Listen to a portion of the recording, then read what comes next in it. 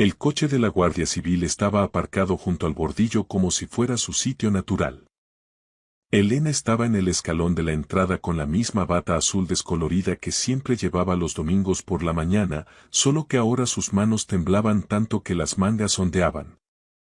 Carmen estaba detrás de ella, medio escondida, asomándose por encima del hombro de Elena como una niña pillada robando galletas. Excepto que tenía 30 años y acababa de arruinarme la vida. Al otro lado de la calle, la vieja señora García había apartado la cortina un par de centímetros. No estaba sola. Otros 2 vecinos merodeaban por sus ventanas. En una calle como la nuestra, la gente no se perdía ni el vuelco de un cubo de basura, y mucho menos a una gente caminando hacia una casa a plena luz del día con una carpeta bajo el brazo. El agente no levantó la voz. No lo necesitaba. Señora, dijo, tan calmado como un hombre que lee el parte del tiempo. Esta propiedad es legalmente propiedad de Marcos Soler. Deben abandonar las instalaciones. Elena abrió la boca, pero no salió ningún sonido, como si le hubieran quitado el aire de golpe. Carmen emitió un pequeño ruido ahogado, mitad sollozo, mitad protesta. Eso no es, empezó, pero no pudo terminar. Su rímel ya se estaba corriendo. Me miró como si esperara que yo parpadeara y hiciera que todo desapareciera, de la misma forma que siempre había hecho cuando era más joven y rompía algo o mentía, como lo había hecho durante 17 años. Yo estaba de pie en la acera, con las manos en los bolsillos de mi chaqueta de trabajo, sintiendo cada par de ojos clavados en mí. Podía oler el aire frío, el moho de las hojas y el ligero olor dulce del suavizante de alguien que flotaba por la manzana. La luz del porche estaba apagada, pero aún podía visualizarla. La bombilla que cambié el mes pasado en una escalera que tambaleaba, mientras Elena la sujetaba con una mano y una taza de café con la otra, diciendo: «Cuidado, Marcos». Como si todavía le importara. El agente se giró hacia Carmen. «Esta orden es de ejecución inmediata», dijo. «Si se niegan, pueden ser desalojadas». Los ojos de Elena finalmente encontraron los míos. Esperaba ira. Esperaba que escupiera una frase hiriente más, de esas que nunca puedes retirar. En cambio, parecía perdida, como si hubiera entrado en una habitación en la que había vivido durante años y, de repente, no pudiera reconocer dónde estaba el interruptor de la luz. Y lo sentí, ese viejo impulso familiar de ablandarme, el deseo de hacérselo más fácil. Entonces recordé su voz hace solo 3 semanas, afilada como un cristal roto: «Vete. Ya no pintas nada aquí». Así que no me moví. No rescaté a nadie. Simplemente respiré lento y constante, como me dijo Diana Keller. Y cuando el agente hizo una pausa, lo dije claramente. «No he venido a discutir», les dije. «He venido a recuperar mi vida». Hubo un silencio tan denso que parecía nieve. Y ese silencio, allí mismo en mi jardín delantero con toda la calle mirando, fue la primera vez que me di cuenta de que podría sobrevivir a lo que me hicieron. Porque 3 horas después de que Elena me echara en medio de una tormenta por una mentira que Carmen inventó, la policía pronunció mi nombre. Y eso fue solo el principio. La noche en que ocurrió no empezó como una noche que iba a cambiarlo todo. Empezó como cualquier otro martes en Valladolid. Cielo gris, calles mojadas, mis botas arrastrando hojas húmedas. No tenía ganas de barrer el porche otra vez. Había trabajado un turno de 12 horas en el hospital. Y no en la parte glamurosa del hospital precisamente. Yo era el tipo que mantenía las luces encendidas, el aire circulando, las calderas funcionando y las puertas cerradas, gestión de instalaciones, el tipo de trabajo del que solo te das cuenta cuando deja de funcionar. Mis manos olían ligeramente a aceite de máquinas y desinfectante. Ese hospital tiene un olor que no puedes quitarte de la piel. Lejía, café pasado y algo metálico que se queda en el fondo de la garganta. Me lavé en el fregadero, me bajé las mangas y me fui a casa. Elena había hecho pastel de pollo, del sencillo, con crema de champiñones de bote y esas cebollas crujientes por encima. No era nada sofisticado, pero estaba caliente. Era familiar. Comimos en la mesa que tenía un pequeño bamboleo en la pata trasera izquierda, la que siempre decía que iba a arreglar. La televisión estaba baja en el salón. Las noticias locales, un anuncio de un concesionario y luego un meteorólogo advirtiendo sobre la borrasca que entraba por el oeste. Carmen llegó tarde, como siempre, dejando que la puerta de la calle diera un golpe seco tras ella. No llamó.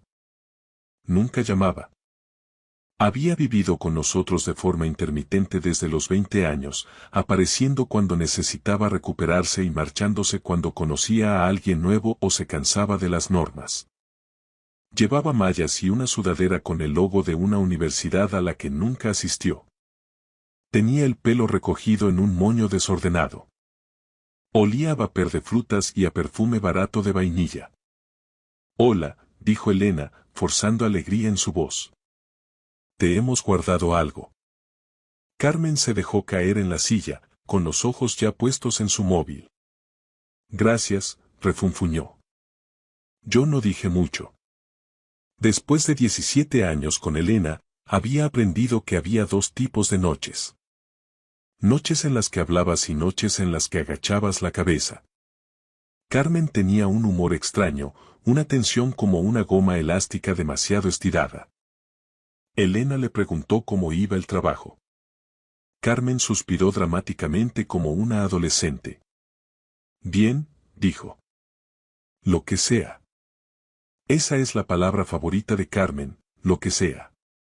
Significa no me hagas preguntas. No esperes nada de mí.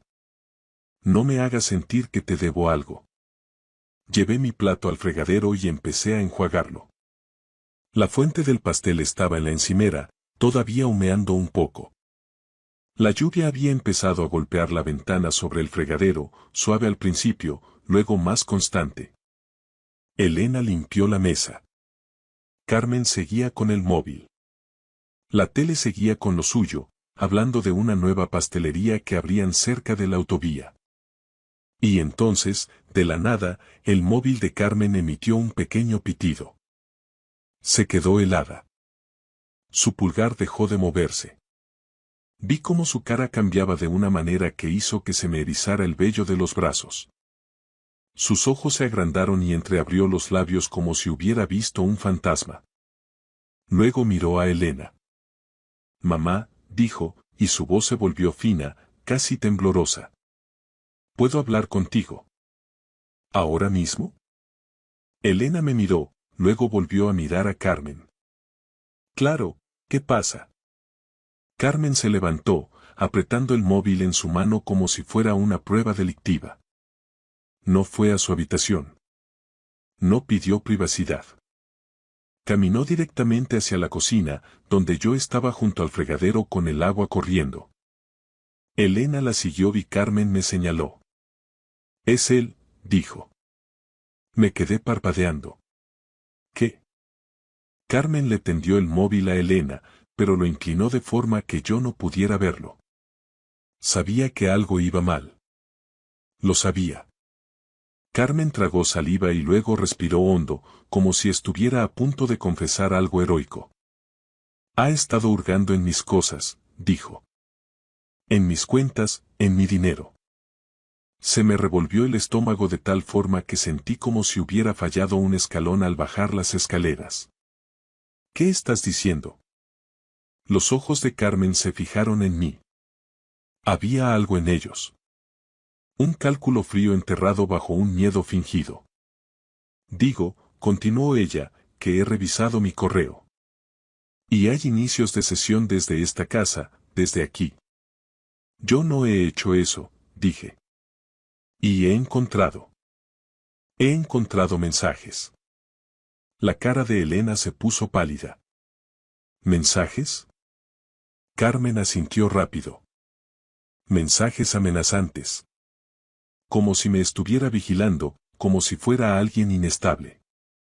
Esa palabra me golpeó como una bofetada. Inestable. El tipo de palabra que te convierte en un problema en lugar de en una persona. Cerré el grifo y las enfrenté de lleno. Elena, eso no es verdad. No he tocado las cuentas de Carmen. Ni siquiera sé sus contraseñas. Carmen soltó una risita que no tenía ninguna gracia. Claro, ¿qué vas a decir? Los ojos de Elena saltaban de uno a otro. Marcos, ¿por qué iba Carmen a inventarse eso? Abrí la boca y no salió nada al principio porque tenía muchas respuestas, pero ninguna sonaría bien, porque Carmen se inventaba cosas todo el tiempo. Se inventaba excusas. Se inventaba historias. Se inventaba una versión de sí misma donde siempre era la víctima y todos los demás eran los villanos. Pero nunca la había visto ir a por mi yugular de esta manera. No lo sé, dije, y mi voz sonaba cansada. Pero no es verdad. A Carmen le tembló la barbilla lo justo para resultar convincente. Mamá, tengo miedo, susurró. Tengo miedo por ti. Elena se puso rígida, como si esas palabras hubieran activado algo primario en su interior. Proteger a la hija. Creer a la hija que llora. Aunque la hija fuera adulta y las lágrimas fueran una actuación. Intenté mantener un tono equilibrado. Elena, escúchame. ¿Me conoces? Has vivido conmigo 17 años. Los ojos de Elena llamearon. Entonces, ¿por qué Carmen tiene miedo? Porque te está manipulando, solté antes de poder frenarme. Carmen jadeó como si la hubiera golpeado. ¿Ves? ¿Ves cómo habla? A eso me refiero. Elena dio un paso hacia mí y vi algo en su rostro que nunca había visto dirigido a mí. No era solo ira, ni solo dolor, era asco. No tienes derecho a llamar mentirosa a mi hija, espetó. Sentí el calor subirme por el cuello. El corazón me latía con fuerza en el pecho. Fuera, la lluvia arreciaba golpeando la ventana. El viento sacudía las ramas del arce junto a la entrada del garaje. Elena, dije, Carmen está mintiendo. Te lo digo de frente. Está mintiendo. Elena apretó los puños. Basta. La voz de Carmen se volvió más suave, más dulce.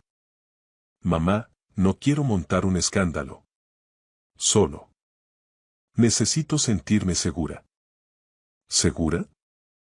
Otra palabra cargada. Otra palabra que podía convertirme en una amenaza, en un suspiro. Elena me miró fijamente durante un largo segundo, luego sus hombros se elevaron mientras tomaba aire y lo soltó en un grito. Fuera. El sonido rebotó en los armarios, en la nevera, en el suelo de baldosas que yo mismo había fregado el fin de semana pasado. No sonaba como mi esposa. Sonaba como una extraña viviendo en su cuerpo. Vete de mi casa, gritó. Ya no pintas nada aquí. Me quedé allí, con el agua todavía goteando de mis manos, viendo cómo las comisuras de los labios de Carmen se tensaban solo un segundo, como si intentara no sonreír.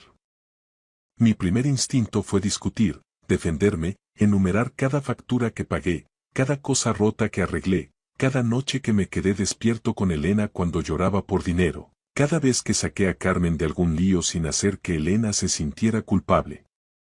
Pero miré la cara de Elena y me di cuenta de que ya me habían condenado.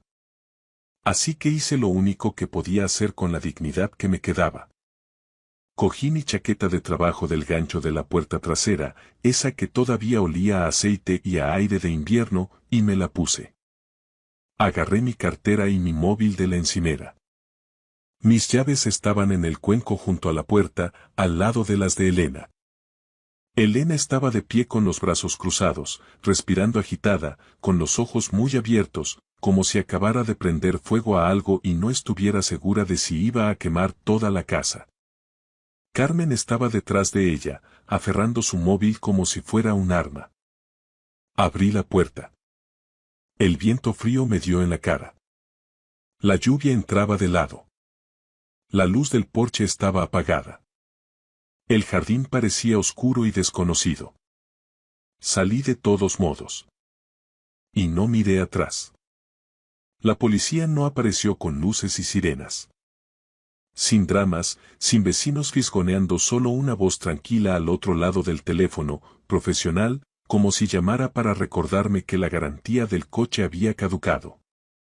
Señor Soler, soy el agente Antonio Reyes, de la Policía Nacional de Valladolid. Solo necesitamos hacerle unas preguntas. Yo estaba sentado en mi coche detrás del Mercadona de la Avenida de Zamora. El motor estaba apagado y los cristales empañados por mi respiración. Eran la 1:07 de la mañana. La lluvia había pasado a ser una llovizna fría, de esas que se te calan en los huesos en lugar de empaparte la ropa. ¿Estoy detenido?, pregunté. Hubo una pausa. No muy larga. Lo justo. No, señor, dijo. Hemos recibido una queja. Estamos haciendo una comprobación de bienestar. ¿Bienestar? Otra de esas palabras que suenan inofensivas hasta que te apuntan con ellas. Apoyé la cabeza en el asiento de vinilo agrietado y miré al techo. Haga sus preguntas. El agente Reyes fue educado. Demasiado educado para un hombre que pensaba que estaba hablando con un criminal. Me preguntó dónde estaba. Se lo dije. Me preguntó si me había ido de casa voluntariamente.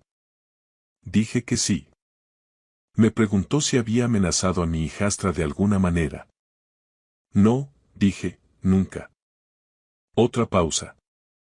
Pude oír el roce de papeles, quizás un bolígrafo escribiendo. En algún lugar detrás de él, una puerta se cerró. Señor, dijo, ¿usted y su esposa son los dueños de la casa? La pregunta aterrizó mal, como una nota desafinada. ¿Qué? La casa en la calle del Brezo, aclaró. ¿Está su nombre en la escritura? Tragué saliva. Sí, está el mío. Solo el suyo. Pensé en Elena en la mesa de la cocina hace años, con los hombros caídos y una pila de facturas entre nosotros. Recordé su voz, cansada y avergonzada.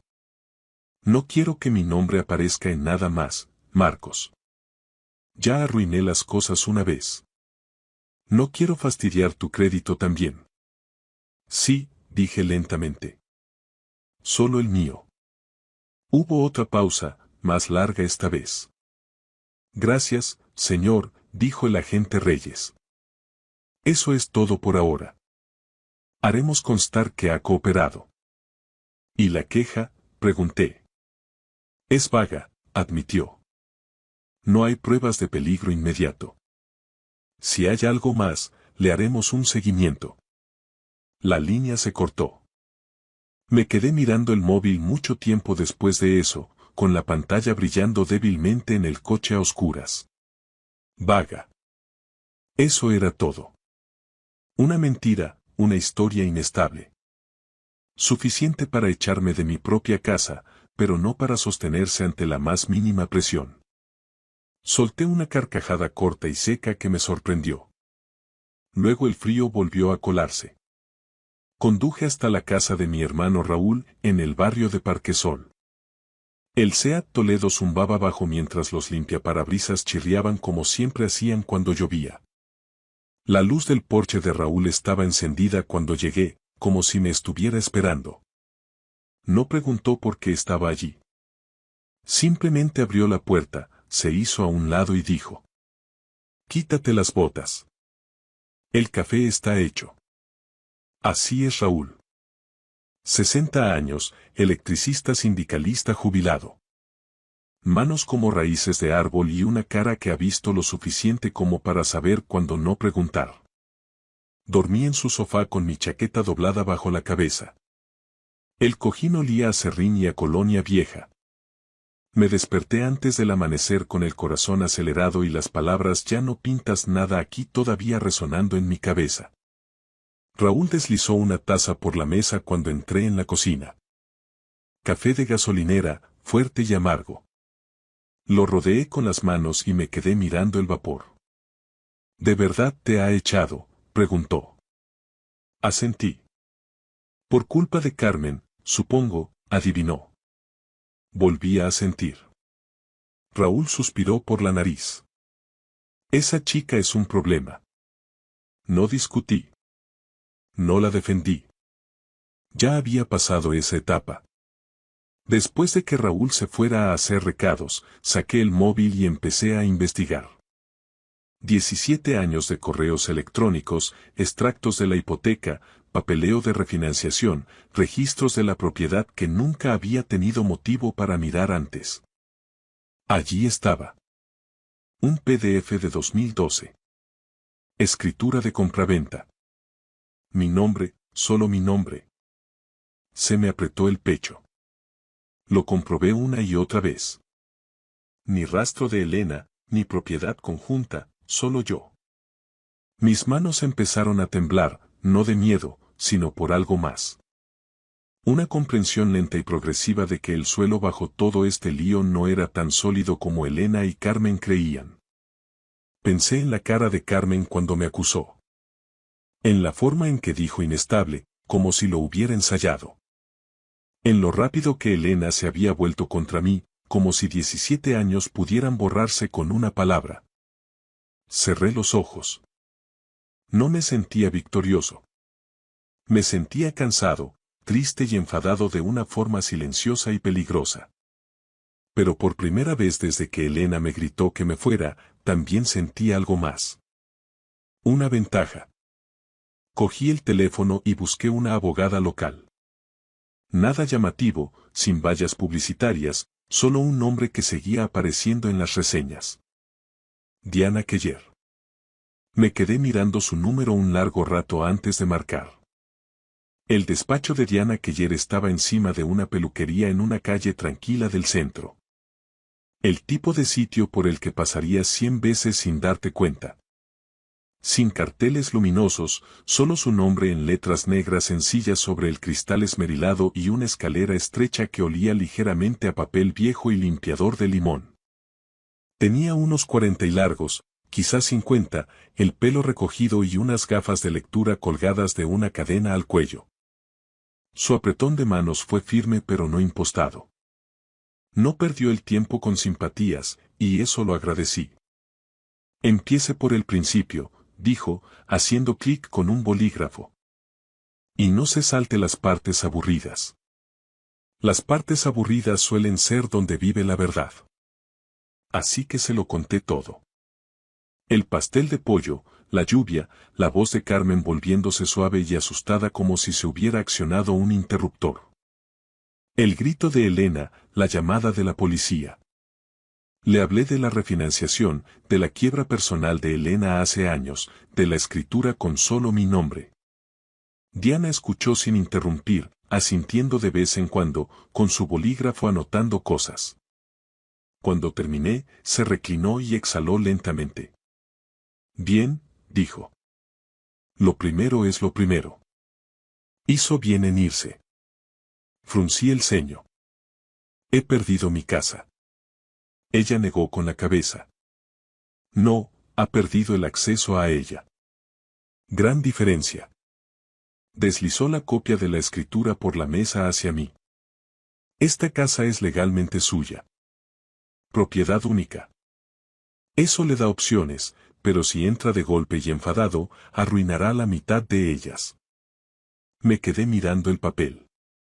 Mi nombre se veía extraño allí, como si perteneciera a otra persona. Entonces, ¿qué hago? Diana me miró a los ojos. No se enfrente. No dé explicaciones. No mande mensajes. No publique nada. Documente. Y espere.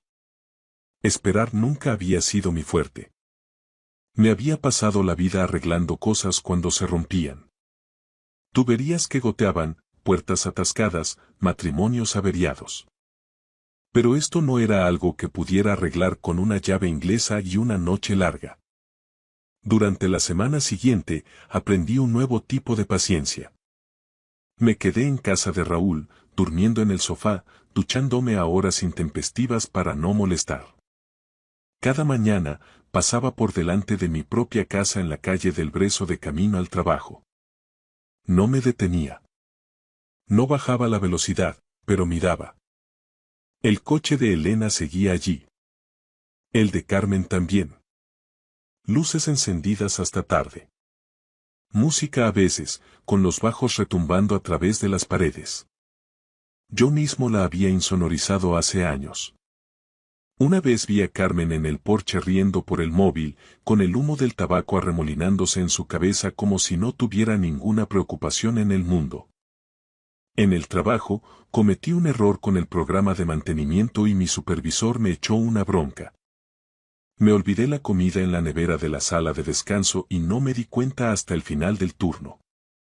Me sentía fuera de lugar, como un hombre que caminara sin piel. Por la noche, revivía la escena en mi cabeza. La acusación de Carmen, la cara de Elena.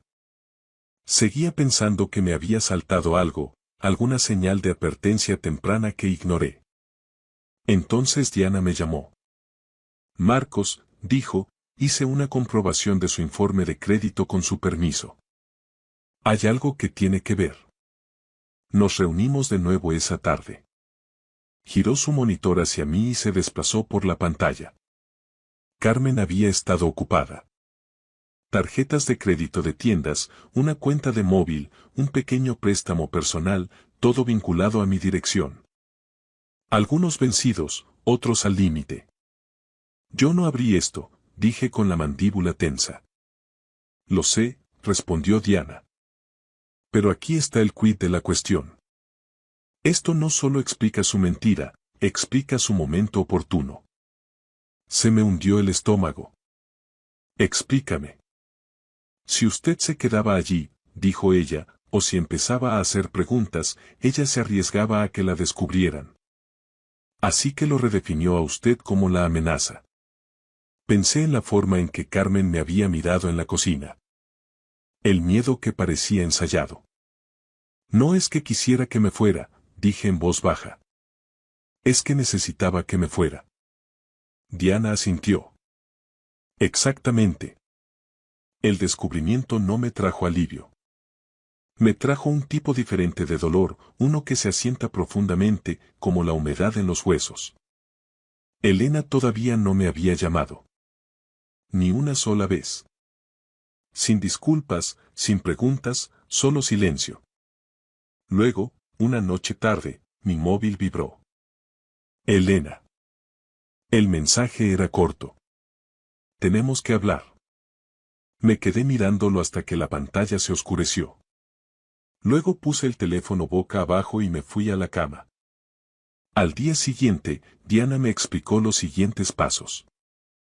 Solicitar el uso exclusivo de la vivienda, preparar la notificación, documentar cada interacción, capturas de pantalla de las publicaciones de Carmen en redes sociales sobre hombres tóxicos y proteger a la familia. Copias del recibo del cambio de cerradura que Elena se había enviado a sí misma por correo sin darse cuenta de que yo todavía tenía acceso a la cuenta compartida. No responda, me recordó Diana. El silencio no es debilidad, es estrategia. Una tarde, mientras estaba en la mesa de la cocina de Raúl clasificando papeles, Elena volvió a llamar. Esta vez, contesté. Marcos, dijo, y su voz sonaba normal. Demasiado normal. Necesitamos dinero. Cerré los ojos. ¿Para qué?, pregunté. Las cosas están apretadas, dijo ella. Ya sabes cómo es. Carmen ha estado bajo mucho estrés. Casi me río. Casi. Haré que mi abogada se ponga en contacto contigo, dije. Hubo una brusca toma de aire. ¿Tu abogada? Sí. Colgó sin decir otra palabra. Esa noche me senté solo en mi coche fuera de la casa de Raúl. El motor al ralentí, la radio baja. Sonó una vieja canción que Elena solía tararear mientras doblaba la ropa. La apagué. Por primera vez desde que empezó esto, no me sentía como un hombre esperando a ser rescatado. Me sentía como un hombre al borde de algo irreversible. Mi móvil vibró de nuevo. Un mensaje de Diana. ¿Todavía tienes tus llaves de repuesto y el código del garaje? Sí, escribí de vuelta. Hubo una pausa.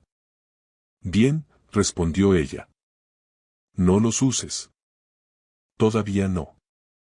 Me recliné en el asiento, mirando hacia el oscuro cielo castellano, y entendí lo que quería decir. No se trataba de volver a entrar.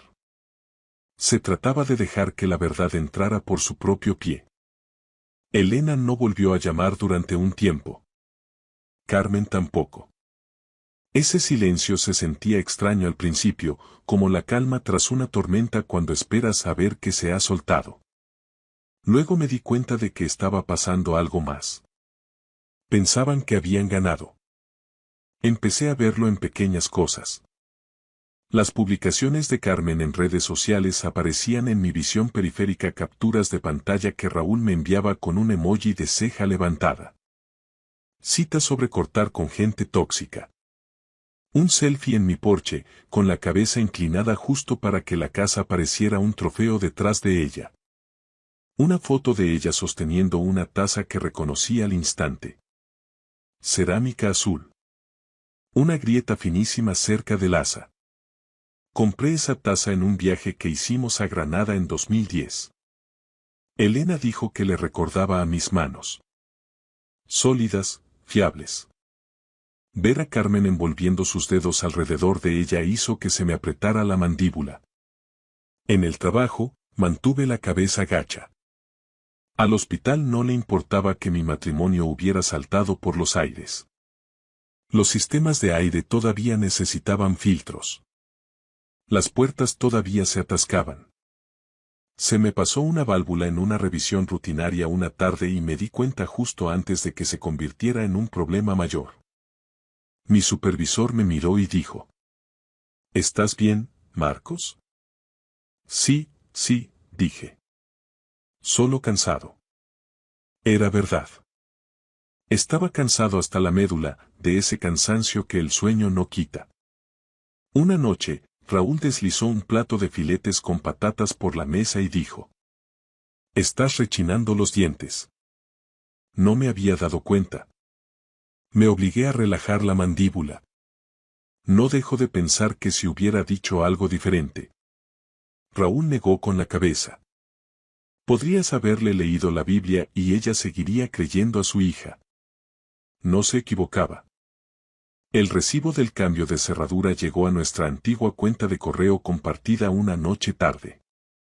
Elena debió de olvidar que yo todavía tenía acceso. Allí estaba, en blanco y negro. Fecha, hora, nombre de la empresa de cerrajería. Se lo reenvié a Diana sin comentarios. Una semana después, Elena llamó de nuevo. Dejé que sonara 2 veces antes de contestar. Marcos, dijo, sin disculpas, sin calidez. Tenemos que aclarar algunas cosas. Su tono era profesional, como si fuéramos compañeros de trabajo que hubieran tenido un desacuerdo sobre los horarios. He pedido a mi abogada que gestione las comunicaciones, dije. Ella se mofó. ¿Una abogada por esto? Esto, repetí con calma, es exactamente el porqué. Hubo una pausa. Pude oír a Carmen de fondo, su voz baja pero aguda. Elena se apartó del teléfono, murmurando algo que no pude distinguir. Luego volvió a la línea. Carmen está bajo mucho estrés. Facturas, problemas con el coche. Ya sabes cómo se acumulan las cosas. Miré por el parabrisas hacia la entrada de Raúl. Hormigón agrietado que yo había ayudado a parchear años atrás. Seguro que sí, dije. Así que, continuó Elena, pensamos que tal vez podrías ayudar. Solo hasta que las cosas se calmen. Allí estaba. No era culpa, ni arrepentimiento, era una factura. No voy a enviar dinero, dije. Elena inhaló bruscamente. Después de todo por lo que hemos pasado.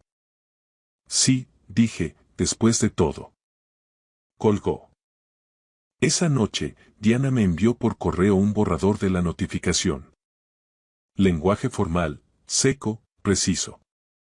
Se sentía extraño ver mi vida reducida a párrafos y puntos, pero también había consuelo en ello. El papel no miente. El papel no grita. Solicitamos el uso exclusivo y programamos la notificación a través de la oficina del juzgado. Diana me advirtió que no sería inmediato. Había pasos, avisos, plazos. Deja que sigan pensando que están a salvo, dijo. La gente comete errores cuando piensa que nadie mira. Carmen cometió muchos. Empezó a invitar a amigos. Coches aparcados a medias en el césped. Música más fuerte. Bolsas de basura amontonadas cerca del garaje. Un vecino le mandó un mensaje a Raúl, suponiendo que me llegaría de alguna forma. «Todo bien por ahí», decía el texto. No respondí. Documenté. Una tarde, Carmen publicó una larga perorata sobre los hombres que creen que el dinero equivale al control. No me nombró. No hacía falta. Los comentarios llegaron. Simpatía, ánimos, corazones y caras enfadadas. Diana guardó cada captura. Intenté no mirar demasiado de cerca, no era bueno para mí. Pero a veces, tarde en la noche, me sentaba en mi coche con el motor apagado y miraba la casa desde el final de la manzana. Luces encendidas, sombras moviéndose, mi casa ocupada por personas que pensaban que me había ido para siempre. El impulso de enfrentarme a ellas subía por mi garganta como ácido. Subir, aporrear la puerta, exigir que me devolvieran mi vida. Cada vez que pasaba, recordaba la voz de Diana. El silencio es estrategia. Entonces llegó la llamada que no esperaba. Elena otra vez. Esta vez sonaba diferente, más nerviosa. Tenemos que hablar, dijo, en persona. No, respondí. Marcos, espetó ella, la irritación asomando. Esto se está volviendo ridículo. Lo que es ridículo, dije con calma, es que me echaras por una mentira y no te hayas disculpado ni una sola vez. Silencio. Carmen dice, empezó Elena. La corté. Que tu abogado hable con el mío. Hubo un suspiro agudo, y luego el clic de la línea cortándose. Me quedé allí sentado después, con el móvil en la mano y el corazón latiendo con fuerza. Decir que no, no se sentía bien, se sentía necesario. A la mañana siguiente, un mensaje de Diana iluminó mi pantalla. Mañana a las 11:30. Esté allí. No digan nada a menos que se le pregunte. Me quedé mirando la hora un largo rato. Mañana. Fui a trabajar y arreglé lo que había que arreglar. Volví a casa de Raúl y doblé mi chaqueta, alisando las arrugas. Dormí a ratos, despertándome con el zumbido de la nevera y el peso de 17 años presionando mi pecho. A las 10:45 de la mañana siguiente, conduje hacia la calle del Brezo. El cielo era de un azul pálido, frío y despejado. La calle se veía igual que siempre, excepto que esta vez yo no era el que estaba siendo vigilado. El coche patrulla llegó puntual. 11:29 de la mañana. Yo ya estaba allí, aparcado unas casas más abajo, con el motor apagado y las manos descansando en los muslos para evitar que temblaran. Llevaba mi chaqueta de trabajo, la que tiene mi nombre bordado en el pecho con hilo azul descolorido, no por hacer una declaración, sino simplemente porque era mía. El coche patrulla se detuvo frente a la casa como si lo hubiera hecho 100 veces antes. Sin luces, sin sirena, solo los neumáticos sobre el pavimento y una puerta abriéndose con un golpe sólido y final. Elena abrió la puerta principal incluso antes de que el agente llegara a los escalones. Debía de haber estado mirando por las persianas. Llevaba vaqueros y un jersey esta vez, con el pelo recogido demasiado tirante. Parecía más pequeña de lo que recordaba, cansada. Carmen apareció detrás de ella, descalza, con los brazos cruzados y la cara ya puesta en esa mezcla familiar de desafío e inocencia herida. Al otro lado de la calle, las cortinas se movieron. La señora García estaba en la ventana de su salón con las manos en las caderas. Llevaba en esa manzana más tiempo que nadie. Si algo pasaba en la calle del Brezo, ella lo sabía. El agente habló primero, calmado, pausado. Señora, dijo, estoy aquí para entregar una notificación. Elena parpadeó. ¿Notificación de qué? Él abrió la carpeta. Esta propiedad es legalmente propiedad de Marcos Soler. Leyó. Propiedad única. Usted y cualquier otro ocupante deben desalojar las instalaciones de acuerdo con esta orden. Carmen soltó una carcajada, un sonido corto y agudo. Eso no es posible. El agente ni siquiera la miró. Señorita, esto no requiere su conformidad. La cara de Elena se quedó sin color. Debe de haber un error, dijo. Mi marido. El agente levantó la vista. Su nombre no figura en la escritura. El silencio cayó con fuerza. Vi cómo se propagaba por la manzana. Una vecina salió a su porche. Otra fingió revisar el correo. La señora García se acercó más al cristal. La confianza de Carmen se resquebrajó. No, dijo. Mamá, díselo. Dile que se equivoca. Elena abrió la boca, la cerró. Miró a la gente. Luego, finalmente, me miró a mí. Me adelanté, lento y deliberado. Cada paso se sentía pesado, como si caminara por el barro. No he venido a discutir, dije. He venido a recuperar mi vida. Las palabras aterrizaron y se quedaron allí. Los ojos de Carmen se llenaron de lágrimas al instante. Se giró hacia el agente con la voz temblorosa. Agente, no me siento segura. Siempre ha sido inestable. Ahí estaba otra vez. Esa palabra. El agente la miró, luego volvió a mirar su papeleo. Esa alegación queda anotada, dijo, neutral. No cambia la orden. A Carmen le temblaron los hombros. Lloró más fuerte ahora, el tipo de llanto destinado a llamar la atención, a arrancar simpatía de la nada. Nadie se movió para consolarla. Elena se tambaleó ligeramente como si fuera a sentarse en los escalones del porche. Marcos, susurró. ¿Podemos hablar de esto? Negué con la cabeza una vez. Tuvimos 17 años para hablar. El agente se aclaró la garganta. Se les dará tiempo para recoger sus pertenencias personales. Cualquier resistencia será documentada. La señora García abrió su puerta principal y se asomó. Bueno, dijo en voz alta, siempre me pregunté cómo Carmen podía permitirse todas esas cosas nuevas. Carmen giró la cabeza hacia el sonido, lanzando una mirada de odio a través de sus lágrimas. El agente pasó otra página. También hay indagaciones pendientes relacionadas con la actividad financiera conectada a esta dirección, dijo.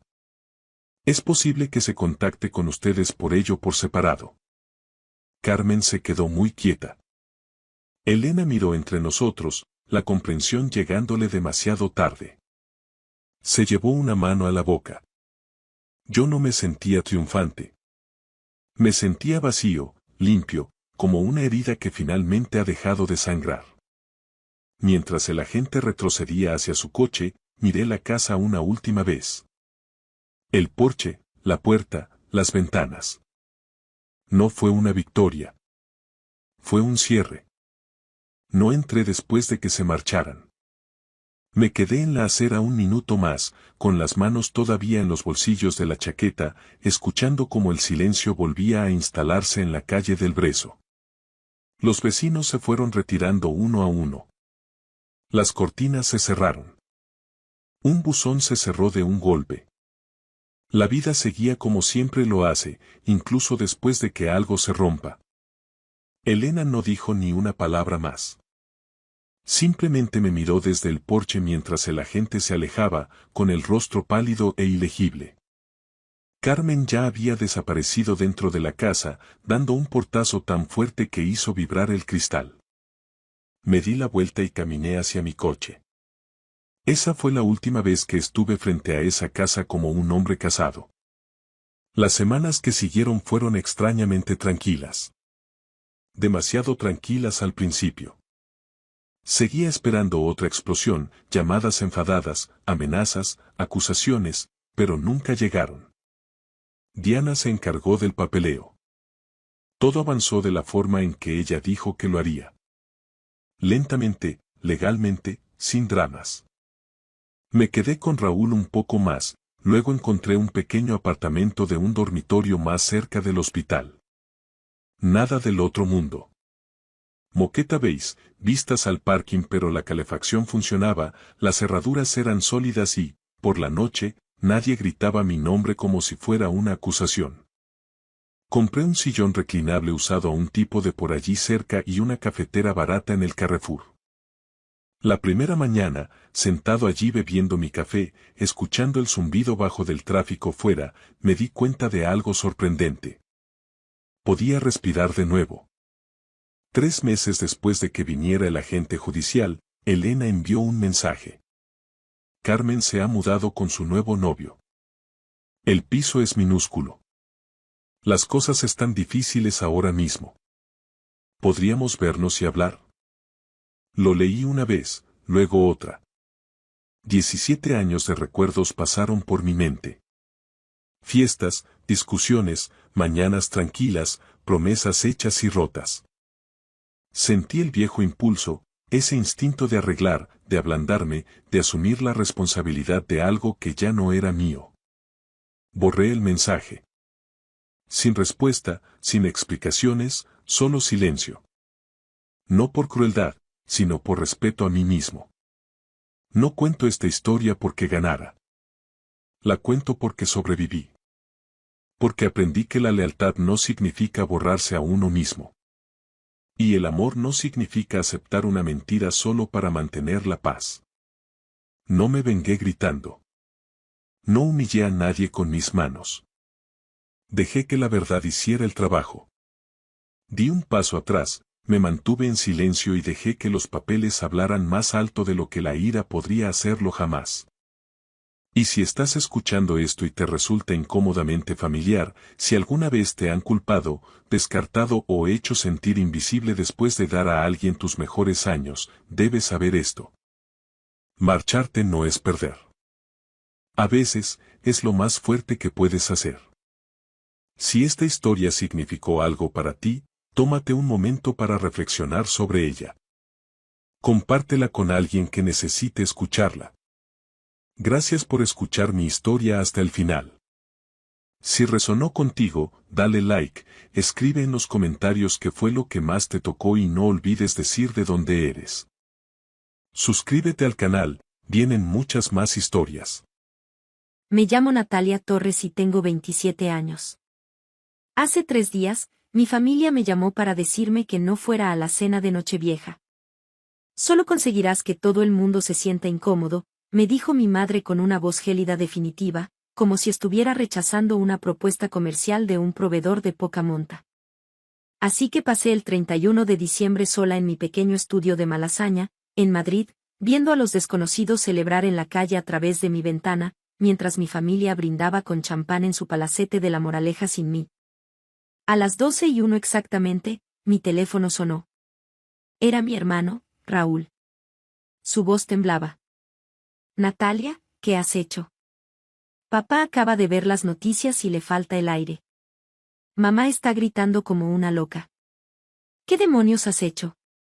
La noticia de la que hablaba era que mi empresa, Hilo Neuronal SL, acababa de salir a bolsa a medianoche con una valoración de 1.900 millones de euros, convirtiéndome en una de las 1.000 millonarias tecnológicas más jóvenes de España. Pero el dinero no era lo que les había dejado en shock. Fue lo que revelé en la entrevista para El País semanal que se publicó en ese mismo instante. 3 años de correos electrónicos, patentes registradas ante la Oficina Española de Patentes Marcas, OEPM, y grabaciones que demostraban que mi hermano había intentado robarme mi trabajo. Para que entendáis lo que pasó esa noche, tengo que llevaros 3 años atrás. Los Torres no éramos solo ricos, éramos la definición del dinero viejo de Madrid. El tipo de linaje que viene con una empresa de suministros médicos de 40 años, una finca con columnas de mármol y la expectativa de que sepas qué cubierto usar en una gala benéfica antes de cumplir los 10 años. Mi hermano Raúl fue educado para ser el heredero de todo aquello. Raúl, 5 años mayor que yo, era encantador sin esfuerzo. El tipo de persona que entra en una sala del Club Financiero Génova y hace que todos se sientan importantes. Llevaba trajes de escalpes como si fueran vaqueros, jugaba al golf con los inversores en Puerta de Hierro y era todo lo que mis padres deseaban en un sucesor. Yo era diferente. Me gustaba más el código que las fiestas de la alta sociedad. Me fui a estudiar ingeniería informática a la Universidad Politécnica y luego hice un máster en el MIT. Mientras mis padres sonreían para las fotos de la graduación, oí a mi madre decirle a una amiga: es solo una fase. Ya se le pasará y acabará haciendo algo más práctico, como derecho o gestión de activos. Cuando me gradué como la primera de mi promoción, con una investigación centrada en diagnósticos médicos mediante inteligencia artificial, mi familia ni siquiera vino a la ceremonia. Estaban en un torneo de golf benéfico de Raúl. Raúl nos necesita allí para hacer networking, cariño. ¿Lo entiendes, verdad?, me explicó mi madre. Lo entendí. Entendí porque me mudé a un piso compartido de 30 metros cuadrados mientras Raúl recibía un ático en el barrio de Salamanca. Entendí porque las cenas familiares eran sesiones de estrategia sobre los informes trimestrales de Industrias Torres mientras yo me sentaba en silencio moviendo la comida por un plato de porcelana de la Cartuja de Sevilla. Entendí porque mi padre presentaba a Raúl como el futuro de la empresa y a mí como nuestra hija, la que hace cosas con ordenadores. Pero aprendí algo pronto. En mi familia, la brillantez valía menos que el carisma. La innovación valía menos que la tradición. Y yo valía mucho menos que Raúl. Solo que no sabía cuánto menos hasta marzo de 2022. En aquel entonces, estaba trabajando en algo grande. No interesante, sino revolucionario. Mis 2 socios y yo habíamos desarrollado un algoritmo capaz de analizar imágenes médicas más rápido y con mayor precisión que cualquier sistema de la seguridad social o la medicina privada. Detección precoz para enfermedades que suelen matar antes de que el médico sepa qué buscar. Lo llamamos hilo neuronal. Estábamos a meses de las pruebas beta. Teníamos reuniones con fondos de capital riesgo. Todo encajaba. Entonces llamó mi madre. Natalia, tenemos que hablar de Raúl. Su voz tenía ese tono que indicaba que no era una petición. Industrias Torres está pasando por un trimestre difícil. Tu hermano está bajo una presión enorme. Eres familia, tienes que ayudar. Le expliqué que estaba en pleno desarrollo crítico de mi startup. ¿Startup? Dijo la palabra como si le supiera mal. Natalia, las startups son para gente que no tiene nada que perder. Tú tienes un legado. Tienes una empresa familiar con 40 años de historia. Raúl necesita apoyo y tú estás en ese cuartucho jugando con teclados. La implicación era clara. Mi trabajo era un pasatiempo, el de Raúl era real. Pero yo había aprendido algo en mis años fuera que mi madre nunca entendería. Protege tu propiedad intelectual antes de que alguien más se la apropie. Antes de aceptar nada, me reuní con Javier Castillo, un abogado especializado en patentes tecnológicas. Nos sentamos en una cafetería de la calle Jorge Juan. Si alguien intenta reclamar tu trabajo, dijo Javier, deslizándome los documentos de la solicitud de patente, tendremos un rastro de papel que ni los mejores bufetes de la calle Serrano podrán romper.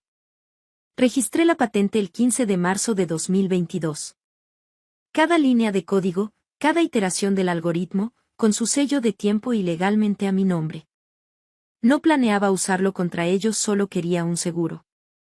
Acepté asesorar a Raúl por obligación familiar, como dijo mi madre. Bajé a la sede de Industrias Torres, un edificio de cristal con el apellido familiar en letras de acero cepillado sobre la entrada. El despacho de Raúl estaba en la última planta, con vistas panorámicas y las paredes llenas de premios y una foto en blanco y negro de nuestro abuelo, el fundador. Natalia me abrazó como si estuviéramos unidos. No lo estábamos. Gracias por venir. Esto lo es todo para nosotros. Le expliqué conceptos básicos sobre cómo integrar la IA en sus dispositivos de diagnóstico. No le di el núcleo del algoritmo, no soy tonta, pero sí lo suficiente para mostrar el potencial. Él tomaba notas en un bloc legal, asintiendo con entusiasmo. Esto es exactamente lo que necesitamos, dijo. A los inversores les va a encantar. 2 semanas después, me invitó a una reunión con un fondo de capital riesgo de Barcelona. Me senté al fondo de la sala de juntas mientras Raúl presentaba mis ideas, mi investigación y mi estructura como si fueran suyas. Industrias Torres está liderando la integración de la IA en la fabricación de dispositivos médicos, decía, pasando diapositivas que yo no había visto nunca. Estamos posicionados para revolucionar el diagnóstico precoz. Uno de los inversores me miró. ¿Y ustedes? Raúl no perdió el ritmo. Es mi hermana Natalia. Nos ha estado ayudando con algo de la investigación técnica. Ayudando, como si fuera su secretaria. Al terminar, me entregó un papel. Es solo un acuerdo de confidencialidad estándar, un DA, dijo.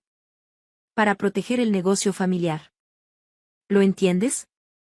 Lo leí. Cubría toda la información patentada relacionada con Industrias Torres. Esto me protege a mí también, ¿verdad? Pregunté. Por supuesto, sonrió. Somos familia, Natalia. Nos protegemos unos a otros. Firmé. Porque todavía creía que la familia significaba algo en este país. ¡Qué error! 3 meses después, la traición se hizo oficial. Estaba en mi estudio de Malasaña cuando recibí una notificación de la OEPM. Industrias Torres había presentado una solicitud de patente para un sistema de diagnóstico predictivo por redes neuronales. El autor principal no era yo. Era Raúl Torres. Sentí un frío que me recorrió la espalda. No era solo que me estuvieran robando, era la desfachatez de hacerlo bajo el techo de la empresa familiar. Llamé a mi padre, esperando que fuera un error administrativo. Natalia, hija, no seas difícil, dijo él, con ese tono paternalista que usas con un niño que se queja por un juguete. Raúl es el director de estrategia. Es lógico que las innovaciones de la empresa lleven su nombre. Tú has cobrado tus honorarios de consultoría, ¿no? Pues ya está. Todo queda en casa. Colgué. Mis honorarios eran una miseria comparado con lo que valía el algoritmo. Pero lo que mi padre no sabía es que yo nunca les entregué el núcleo real. Lo que Raúl tenía era una versión simplificada, una cáscara vacía que funcionaba bien en demos, pero que fallaría ante casos complejos. Decidí que si ellos querían jugar sucio, yo jugaría de forma inteligente. Durante el siguiente año, mientras Raúl se paseaba por conferencias en IFEMA y salía en la revista Emprendedores como el visionario de la tecnología médica, yo me encerré con mis socios. Trabajamos noches enteras, subsistiendo a base de café y comida para llevar de los bares de la zona. Registramos Hilo Neuronal como una entidad independiente. Buscamos inversores en Londres y Silicon Valley, lejos de los contactos de mi padre. Cada vez que Raúl me llamaba para pedirme un ajuste en el código porque el sistema daba errores, yo le enviaba parches temporales que mantenían el sistema a flote, pero que estaban diseñados para quedar obsoletos en 18 meses.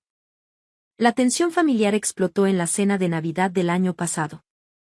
Estábamos en el comedor de La Moraleja, rodeados de cubiertos de plata y el servicio impecable que mi madre tanto se esmeraba en mantener. Raúl ha conseguido una ronda de inversión de 50 millones para la división tecnológica, anunció mi padre, alzando su copa de Rioja. Es el mayor hito en la historia de Industrias Torres. Felicidades, Raúl, dije yo, con una calma que me sorprendió a mí misma. Aunque me pregunto cómo explicarás a los inversores por qué el sistema empezará a dar falsos negativos en 6 meses si no se actualiza con la arquitectura que yo diseñé. La mesa se quedó en silencio. Mi madre dejó caer el tenedor.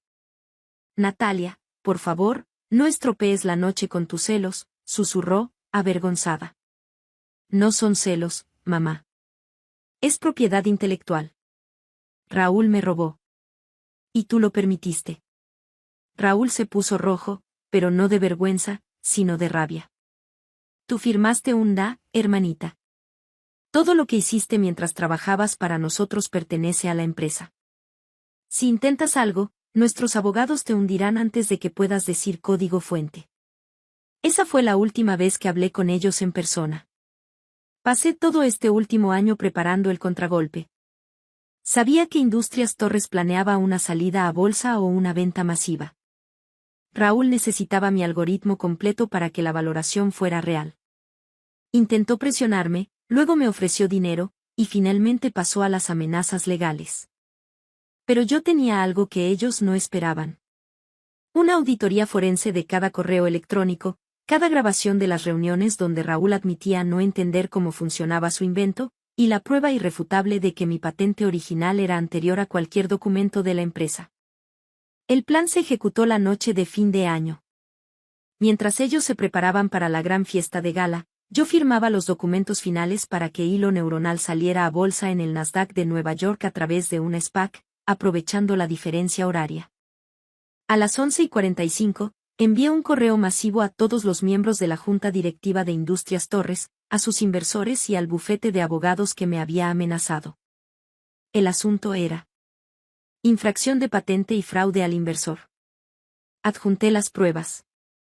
A las 12, mientras los españoles comían las 12 uvas frente al televisor, mi entrevista con El País se hizo pública en la web. El titular era demoledor. La verdadera mente tras el hilo neuronal. Cómo la heredera de los Torres fue borrada por su propia familia. 5 minutos después de que mi teléfono estallara con las llamadas de Raúl, llegó un mensaje de mi padre. Solo 3 palabras. ¿Cómo has podido? No respondí. En su lugar, abrí una botella de cava barato que había comprado en el supermercado de la esquina y me serví una copa llena. En la pantalla de mi portátil, los gráficos de las acciones de hilo neuronal subían como la espuma. Inversores en Nueva York y Londres compraban participaciones en una empresa que prometía no solo equipos, sino una inteligencia capaz de salvar vidas. A la 1 de la madrugada, llamaron a mi puerta. No era un repartidor. En el umbral estaba mi padre, Luis Torres. Parecía haber envejecido 10 años. Su impecable abrigo de loro piana estaba desabrochado y la corbata, floja. Natalia, tienes que retirar esto, dijo a modo de saludo mientras entraba en mi minúsculo apartamento. Miró a su alrededor con evidente asco ante la pintura desconchada de las paredes. ¿Eres consciente de lo que has hecho? Las acciones de Industrias Torres han caído un 40% en el mercado fuera de hora en solo 60 minutos. Nos acusan de espionaje corporativo. Los abogados hablan de fraude. Solo he contado la verdad, papá, respondí, apoyándome en la mesa de la cocina. Esa misma verdad que tú y Raúl intentasteis enterrar bajo pilas de contratos falsos y acuerdos de confidencialidad. Somos familia. Casi gritó. Todo lo que hicimos fue por el futuro del apellido. Si tan solo hubieras esperado, si hubieras dejado que Raúl llevara la empresa al siguiente nivel, habrías recibido tu parte. ¿Mi parte? Esbocé una sonrisa amarga. Queríais dejarme las migajas mientras mi hermano construía su carrera a costa de mi cerebro. Me prohibisteis venir a la fiesta, papá. Literalmente me borrasteis de vuestra vida para que no incomodara a vuestros amigos ricos con mi presencia. Pues bien, ahora tenéis un motivo para estar realmente incómodos. Se quedó callado, respirando con dificultad. En ese momento, su teléfono volvió a sonar. Era mi madre. Él puso en manos libres. Luis. Su voz estaba al borde de la histeria. Los periodistas del mundo están en la puerta. Preguntan por las patentes de Natalia. Raúl se ha encerrado en el despacho y no sale. Haz algo. Es demasiado tarde, mamá, intervine yo. Se hizo el silencio al otro lado de la línea. ¿Natalia? La voz de mi madre tembló por un segundo, pareció asomar algo parecido al arrepentimiento, pero fue sustituido rápidamente por la ira. Lo has destruido todo. Tu abuelo levantó esta empresa durante 40 años y tú la has aniquilado en una noche. ¿Por qué? ¿Por venganza? No, mamá. Por justicia. Intentasteis borrarme, hacerme invisible. Pero ahora todo Madrid, toda España y todo el mundo tecnológico saben quién creó realmente esta tecnología. Ya no soy la niña que trastea con ordenadores. Soy la propietaria del paquete de control de la empresa que mañana firmará el contrato con el Ministerio de Sanidad con el que vosotros tanto contabais. Mi padre me miró con algo que nunca había visto en sus ojos. Miedo. Miedo ante la persona a la que había subestimado toda su vida. ¿Qué quieres? Preguntó con voz ronca. Quiero que Raúl dimita. Oficialmente. Con una confesión de que se apropió ilegalmente de mis investigaciones.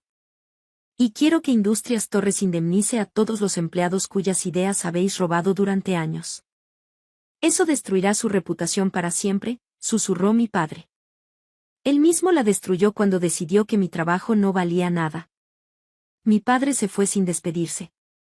Cerré la puerta y volví a la ventana. Madrid celebraba. Las luces de la ciudad se reflejaban en mi copa.